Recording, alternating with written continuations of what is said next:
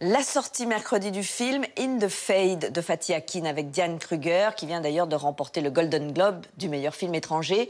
Le réalisateur s'est inspiré de meurtres commis en Allemagne pour raconter la vie de Katia, dont le fils et le mari meurent dans un attentat et qui, après le deuil, va chercher à se venger. Un rôle dans la langue maternelle de l'actrice qu'a rencontré Alexandra Rouault.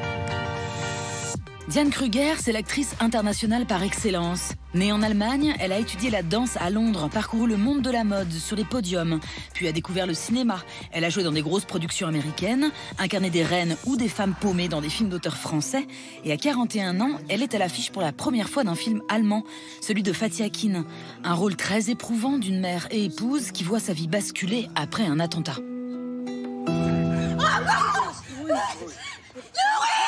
Je me suis préparée au moins 6 mois pour le rôle. Et j'ai commencé à New York, où je vis beaucoup, à assister à des groupes des victimes, en fait.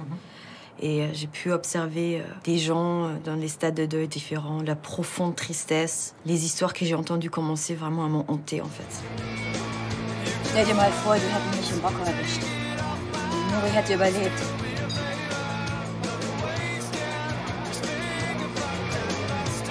Der hätte das ganze Geplänkel nicht mitgemacht.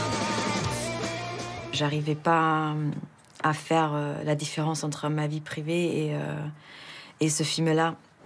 C'était pas possible de soit de rentrer, de faire un dîner léger et boire du coup avec les amis, c'était pas possible. Je sentis une certaine responsabilité très profonde en moi pour faire au mieux pour représenter leur chagrin, en fait. Il m'a coûté cher quelque part, sans que ça sonne comme un cliché. Mais je me suis beaucoup investie dans ce film. J'ai ressenti des choses très profondes. J'ai mis 4 mois après à m'en sortir, vraiment. J'ai pas tourné, j'ai pas lu de scénario, j'ai rien fait. Et son implication fut payante. Elle a obtenu le prix d'interprétation au dernier festival de Cannes. Quelque part, la boucle se bouclait aussi avec Cannes. Ma carrière a commencé à Cannes. Fatih et moi, on s'est rencontrés à Cannes. C'est mon premier rôle, mon premier film allemand. Donc, il y avait tout un accompli qui compte beaucoup pour moi. Diane Kruger a très vite su que sa vie passerait par l'expression artistique. À 13 ans, elle quitte sa campagne allemande et part étudier la danse classique à Londres, qui lui apprend la discipline. À 16 ans, sa beauté fait mouche. Elle s'installe à Paris et démarre une carrière de mannequin. On pose pour une caméra, on essaie d'être toujours au mieux de soi-même, le plus joli qu'on peut l'être, etc. Et le cinéma, pour moi, finalement, c'est presque le contraire. Le plus qu'on est vulnérable, le plus on montre les états d'âme qui sont pas forcément très jolis, le plus touchante vous allez être à l'écran. À 24 ans, elle entre au cours Florent pour devenir actrice, à l'instar de son idole, Romy Schneider, qu'elle a découverte petite dans Sissi l'impératrice. C'est les films qu'on voit chaque Noël à la télé en Allemagne. J'ai grandi avec elle et elle me faisait complètement rêver. J'adorais sa tête. Et j'ai surtout découvert qu'elle avait fait toute une carrière ici, que les Français ont aimé, qu'elle était allemande, qu'ils aimaient bien son accent, etc.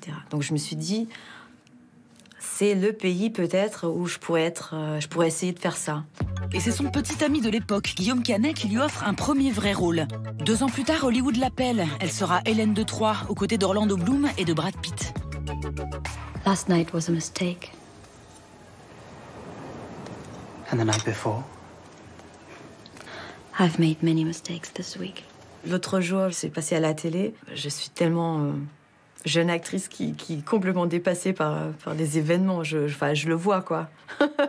Donc ça reste, oui, c'était une grande chance et en même temps c'était un handicap quelque part parce qu'on a du coup tout de suite mis une lumière sur moi que je méritais pas du tout. J'étais toute jeune comédienne, j'avais aucune expérience. Elle enchaîne ensuite avec la franchise Benjamin Gates, puis tourne chez Quentin Tarantino. Hollywood, c'est des films à une autre échelle et c'est vrai que les plus beaux rôles, je les ai eus en Europe. Donc j'ai eu beaucoup de chance, après Troie et Benjamin Gates, de pouvoir retourner en Europe, notamment en France, et m'améliorer. Parce que souvent, Hollywood vous donne pas forcément la possibilité pour ça. Et en Europe, parmi les rôles qui ont compté, il y a Mr. Nobody de Jaco van der Mel, les films de Fabienne Berthaud, celui de Fred Cavaillé ou encore le très beau Adieu à la reine de Benoît Jacot. Le duc de Bourbon a déjà pris la fuite à cheval et sous un déguisement de palefrenier. Eh bien, moi, je partirai costumée en reine de France. Mais alors, cette envie de conquérir le monde, c'est dû à quoi ? C'est quelque chose que je retiens notamment du mannequinat, parce que c'est vrai, le fait de voyager très jeune et d'être confronté à des mondes et des cultures très différentes à très jeune âge, ça m'a ouvert l'horizon tout simplement. Et en plus, ma génération est vraiment la première génération de l'Europe, les frontières qui s'ouvrent. Donc tout était possible, il n'y avait rien à perdre. Donc de toute façon, oui, je pense que quand on est plus jeune, on est moins consciente des choses qui sont en jeu. Pour moi, c'était comme un jeu. Ouais.